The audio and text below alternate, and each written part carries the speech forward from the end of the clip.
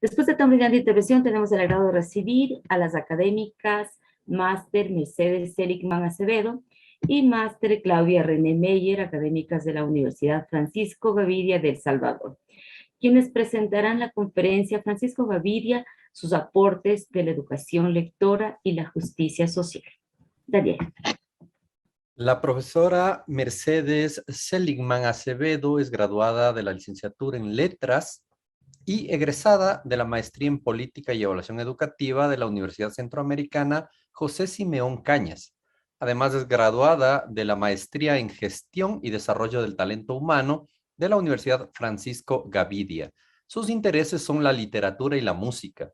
De hecho, formó parte de la delegación salvadoreña en el primer Festival de Música por la Paz, realizado en Guatemala del 14 al 16 de febrero de 1986. A la fecha es directora de Desarrollo Estudiantil de la Universidad Francisco Gavidia. En su hoja de vida se destaca que en 1995 hasta la fecha ha participado en diferentes conversatorios, recitales, conferencias con temas sobre literatura femenina, sobre Francisco Gavidia y los clásicos de la literatura nacional. De 2016 a la fecha, con Harmony du UFG, ha participado como voz principal y coros. Desde diciembre del 2015 a la fecha es columnista del periódico digital Contrapunto a través de artículos de opinión. Desde diciembre del 2015 a marzo del 2017 fue miembro del consejo editorial del periódico digital Contracultura, responsable de revisión y edición de colaboradores de las distintas secciones. En 2013, con la editorial Cengage Learning de Boston, fue correctora de estilo de capítulo referido a El Salvador del libro Éxito Comercial en la segunda y sexta ediciones. En 2012, con la Secretaría de Inclusión Social del Gobierno de El Salvador, se incluyó en una canción dentro del disco homenaje al proyecto Ciudad Mujer, miembro de la banda Café desde marzo de 1988 hasta diciembre de 1989, en coros y guitarra. Soprano del coro del Centro Español desde agosto de 1989 hasta 1990.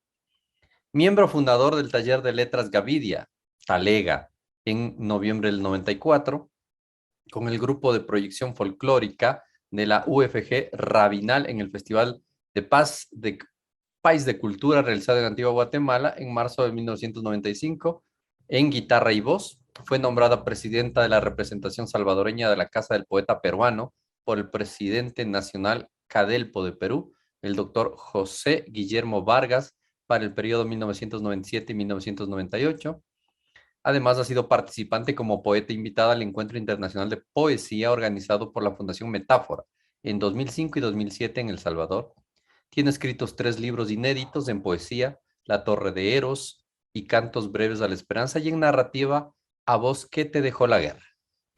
Genoveva, por favor. Muchas gracias. Por su parte, la profesora Claudia René Meyer es máster en gestión estratégica de la comunicación mención cum laude de la Universidad Centroamericana José Simón Cañas, licenciada en Mercadotecnia con una especialización en medios de comunicación y nuevas tecnologías por la Universidad Dr. José Matías Delgado. En su experiencia laboral ha llevado las coordinaciones del taller profesional de cine y televisión de la Escuela de Comunicación Mónica Herrera, de la Escuela de Jóvenes Talentos en Letras del Ministerio de Educación, de la Academia Sabatina Experimental de Ciencia y Tecnología de la Comunicación de la Universidad Dr. José Matías Delgado y la Coordinación Nacional de Industrias Creativas del Ministerio de Economía. Además, se ha desempeñado como investigadora asociada del Instituto de Ciencia, Tecnología e Innovación, ICTI, de la Universidad Francisco Gavidia. Ha ejercido la docencia universitaria tanto en pregrado como en posgrados. Ha fungido como asesora de tesis de pregrado y de proyectos de investigación universitarios y como capacitadora en instituciones privadas y de cooperación internacional. A la fecha, labora como coordinadora de la UFG Editores, de la ICTI UFG, es colaboradora de publicaciones periódicas a través de artículos de opinión sobre formación académica, arte y comunicación, gestión cultural, gobierno y ciudadanía. En los medios, la revista digital Factum, también la revista digital disruptiva de la Universidad Francisco Gavidia y la revista digital Escultural. Adicionalmente, es poeta y narradora, Cuenta con publicaciones locales y regionales y se ha desempeñado como jurado en diversas justas locales e internacionales. Es miembro de la Asociación Salvadoreña de Cine y Televisión, ACINE, y de la Asociación Salvadoreña de Poetas, ASAPOET. Bienvenidas, estimadas colegas. Muchísimas gracias. Es un honor para nosotros estar compartiendo esta mesa, este panel tan importante para una actividad de verdad de tanta trascendencia como es este congreso, este evento. Realmente estamos muy complacidos, muy felices de haber sido tomadas en cuenta. Y quiero presentar a la magíster Claudia Meyer, que es mi compañera de fórmula en este proyecto, que ha sido un sueño acariciado durante muchos años. Este proyecto y esta investigación histórica que ustedes escucharán una parte, es parte, valga la redundancia, de un proyecto a largo plazo y el inicio de nuestra cátedra oficial Francisco Gavidia, que abrió al público el 24 de septiembre de este año, justamente en el aniversario del fallecimiento del maestro Gavidia, que fue el 24 de septiembre de 1955, con el único objetivo de dar a conocer, de que se le reconozcan todos sus aportes a Francisco Gavidia dentro de la cultura nacional. Así es que, pues, para no tomar más tiempo, dejo con ustedes a la magíster Claudia Meyer y esta, como dije antes, una de las partes importantes de nuestra investigación histórica sobre la figura y la vida y obra de Francisco Gavidia. Muchas gracias, Mercedes. Voy a proceder a compartir pantalla.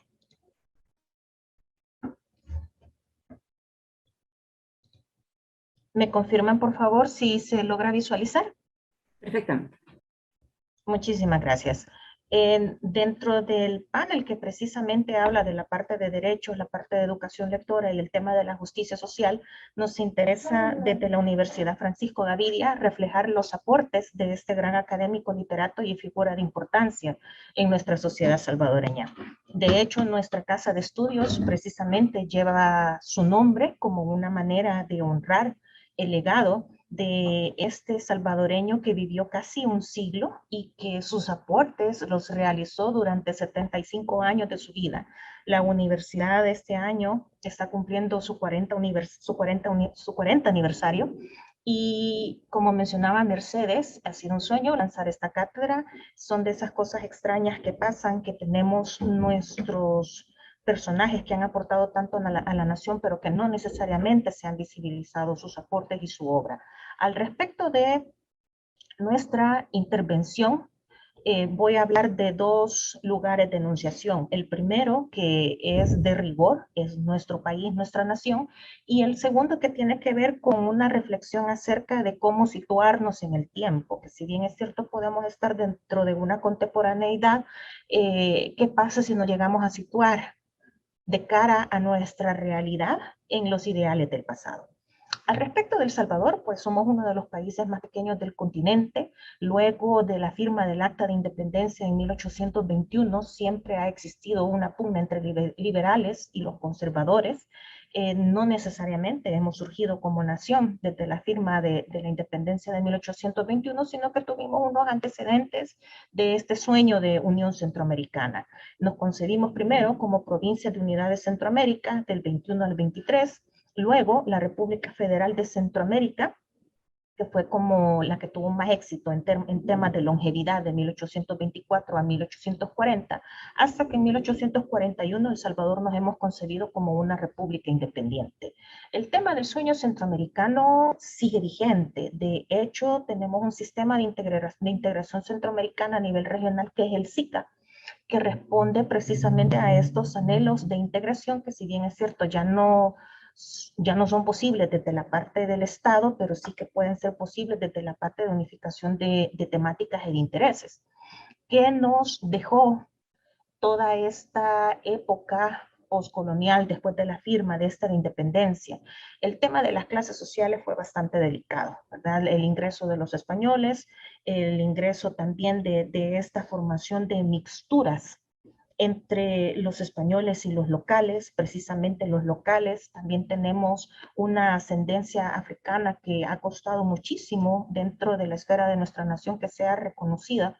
El ingreso de afroamericanos en el país y su legado actualmente en nuestra nación, y esto provocó una mixtura de identidades que creería que también en toda la región latinoamericana fue aprovechada por la Iglesia Católica a través del sincretismo.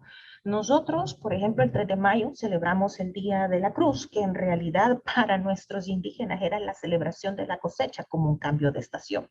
Dentro de todo este germen y esta vorágine, porque no necesariamente esto implica que hubiese sido una convivencia pacífica, los temas económicos estuvieron llevados al frente por la producción del añil, el oro azul, un tinte a través de una planta nuestra que se llama el jiquilite, era muy apreciado en aquella época todavía es muy apreciado, sin embargo no en los volúmenes en los cuales se comercializaba para aquellos años, y también el tema del café. En medio de esta vorágine social, económica, teníamos también la parte política, donde precisamente había una pugna entre liberales y conservadores. Esta efervescencia se lograron destacar personalidades ilustres en las diversas ramas del arte, y precisamente uno de estos fue nuestro pensador Francisco Gavidia. Don Francisco Gavidia nace en 1865, o sea, si nos ubicamos precisamente, El Salvador ya se concibe como una nación.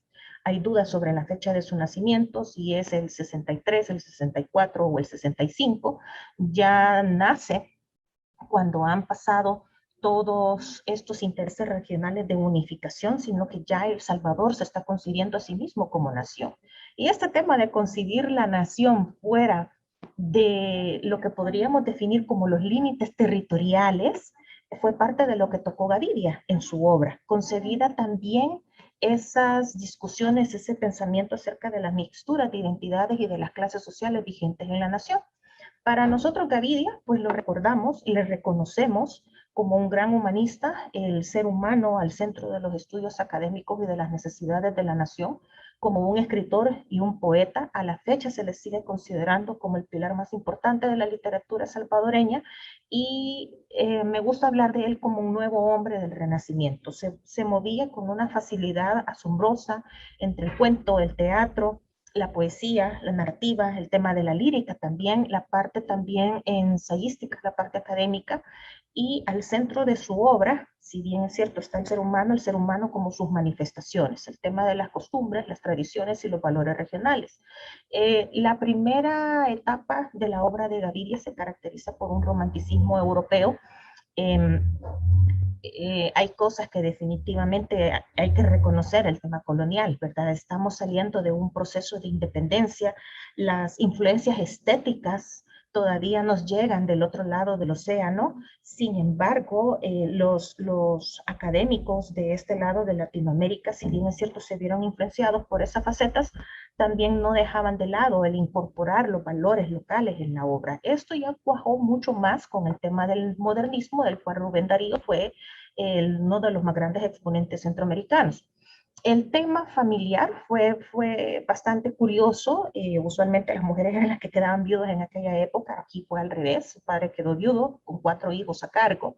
Se movieron del lugar donde estaban radicando hacia una ciudad conocida el día de ahora como Ciudad Barrios, que había pertenecido en aquel momento, una finca de un expresidente de la República, el capitán general Gerardo Barrios. En este momento histórico, que El Salvador ya se concibe como una nación dentro de sus límites territoriales, vamos a tener unas presidencias que estuvieron caracterizadas por el tono militar.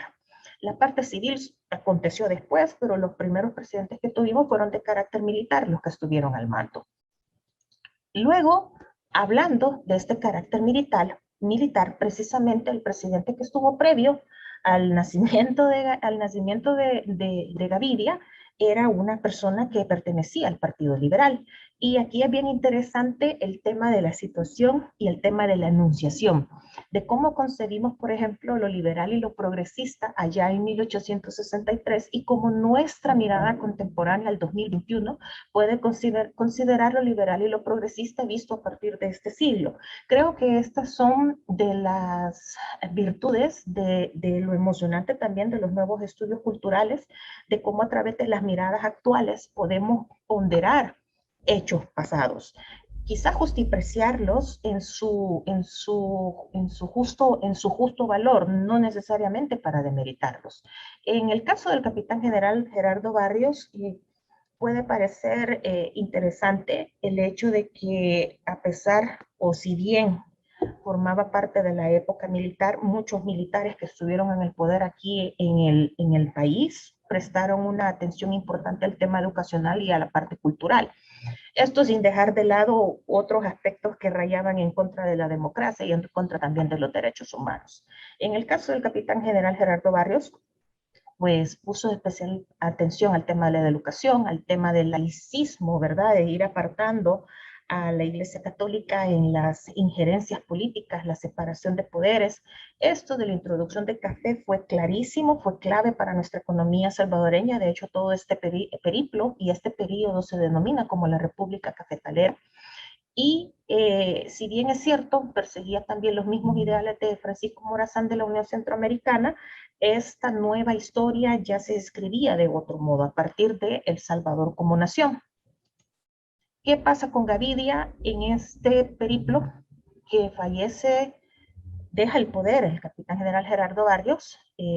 Gavidia recién nacía, por los temas familiares dejan San Miguel, se van para Ciudad Barrios, regresa a San Miguel a estudiar su bachillerato, con el tema idealista de ver el tema de precisamente la defensa de sus semejantes, empezó sus estudios de derecho. Sin embargo, una cosa es el sentido de justicia y otra muy por aparte, el sentido de las leyes, que no necesariamente llevan el tema de justicia inmerso. Se retira precisamente de la carrera de leyes, empieza una formación autodidacta, un tipo brillante que llega a dominar más de 8 lenguas y al final de su vida inclusive estaba por acercarse a las lenguas árabes. Desde muy joven empieza su incorporación y su curiosidad por la escritura lírica. Una situación con el tema de Gavidia, así como mencionaba Mercedes del rescate de la figura histórica, es el tema de los años. En aquellas épocas, el tema del Archivo General de la Nación, por tantos terremotos que hemos tenido, somos una zona altamente sísmica, aquí Centroamérica, también por los materiales de construcción de aquella época, que solía ser madera o el bajareque, que es una mezcla de madera con cemento y lodo también. Todo esto era altamente inflamable o fácilmente destruible por la cuestión de los sismos. Mucha de la obra de Gavidia se encuentra extraviada a la fecha, mucha de la obra se encuentra perdida, mucha de la obra quedó también inédita. Sus registros en temas de publicaciones periódicas, hay que hacer un seguimiento grandísimo para poder recoger todos sus aportes, y lo que nos ha llegado a la fecha son las ejemplares que todavía quedaron de esos tirajes que eran muy mínimos para la época. Ahorita 300 ejemplares nos pueden parecer a nosotros pocos, pero 300 ejemplares en aquella época era quizás como tirar 5.000 el día de ahora. Entonces, esa escasez de ejemplares también nos ha dificultado el acceso a su obra y el acceso también a sus estudios. En el tema de mucha de la obra de Gavidia, de la vida de Gavidia en sí misma, también se vio muy influenciada por todos los cambios estructurales que hubo en la nación. ¿Por qué? Porque él tenía una incursión también en la parte de la política y un interés en la parte educativa y en la parte cultural. Entre tanto derrocamiento, entre tantos nuevos gobiernos, en medio de toda esa vorágine, Gavidia descubre, ¿verdad?, su vocación hacia la enseñanza.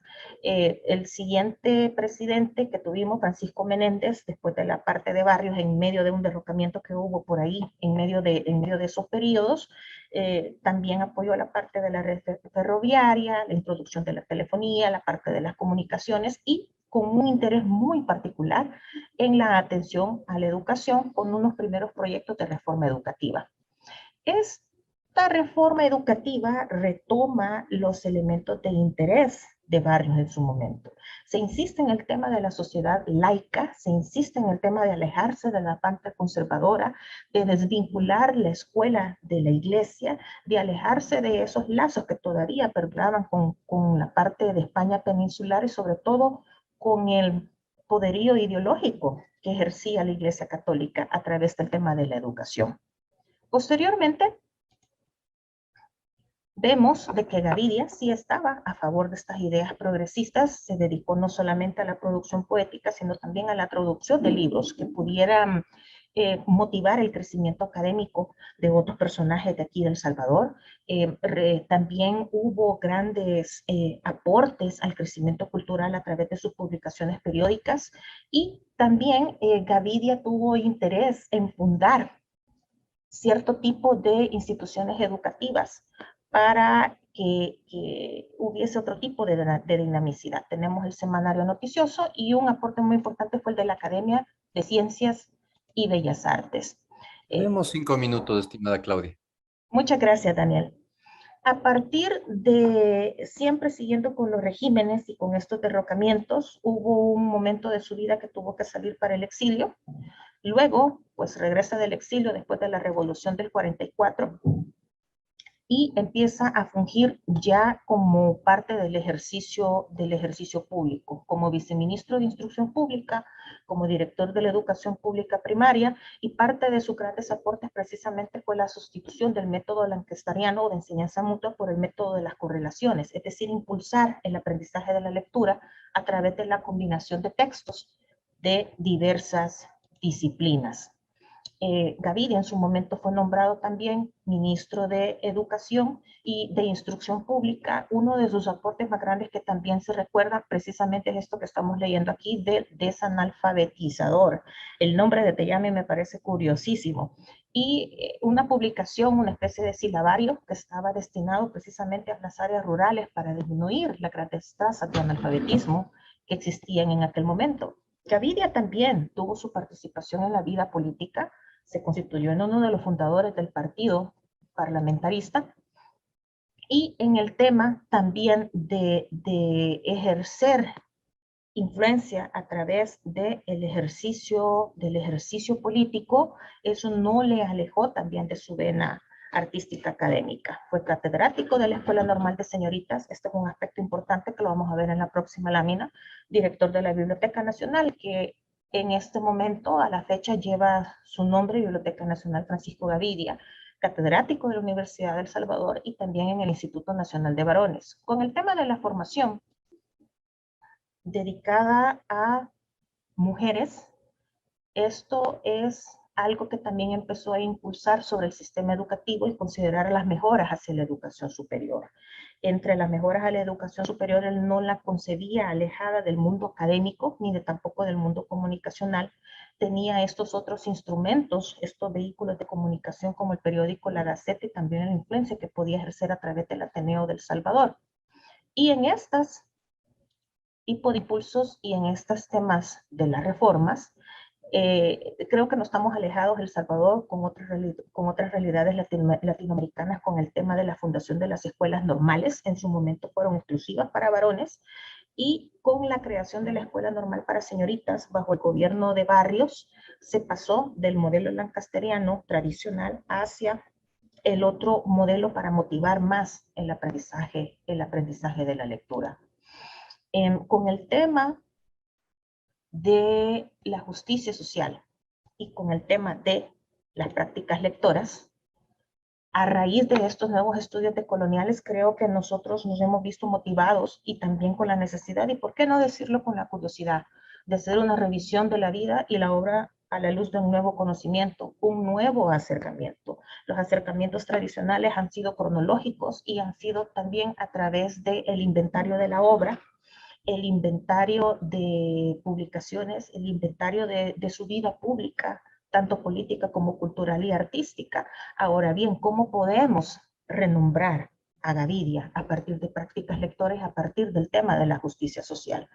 Con sus aportes a través de las letras, con sus aportes también a través del método de correlaciones, también el tema del desanalfabetizador, vemos un interés precisamente por el fomento de la lectura, pero no necesariamente en las áreas tradicionales, sino que dirigidas al tema rural y al tema también de la mujer. O sea, Gaviria increíblemente en aquellos años fueron de los precursores de la atención en cuestiones de inclusión educativa para la mujer. Y en el tema de justicia social llama poderosamente la atención el hecho de su incursión en la vida pública, pero también con el objetivo de influir en estos años sobre qué es ser salvadoreño. qué significa ser una nación a partir de los derrocamientos, a partir de todos estos periodos tan convulsos y a partir de esa mixtura de identidades. Al final de su vida, en 1955, Gaviria le tocó vivir unos periodos sumamente convulsos y terribles. Tuvimos un magnicidio en 1913, el asesinato del presidente Araujo. Tuvimos una dinastía de presidentes de la familia Meléndez Quiñones, que fueron civiles, no fueron militares, pero priorizaron sectores económicos por sobre el desarrollo social. Esto llevó a un derrocamiento y la instauración de una dictadura militar desde 1931 hasta el 79, empezando con Maximiliano Hernández Martínez durante 13 años de gobierno, y que tristemente desembocaron en 1932 en un genocidio en el occidente de nuestro país, una matanza de un número indeterminado de miles de indígenas. Casi se borra del mapa toda esa herencia cultural, y todos estos aspectos los hemos visto nosotros en la obra de Gaviria y también en su reflexión. Con esto, con el momento como anunciaba al inicio de mi intervención, la curiosidad es, ¿nos podemos situar y será que podemos colocar el lugar de enunciación en el pasado?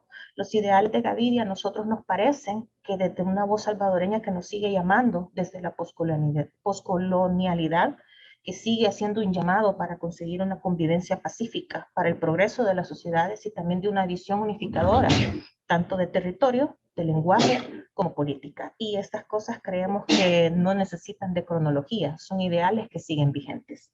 Muchas gracias por su atención y así finalizaría con mi intervención.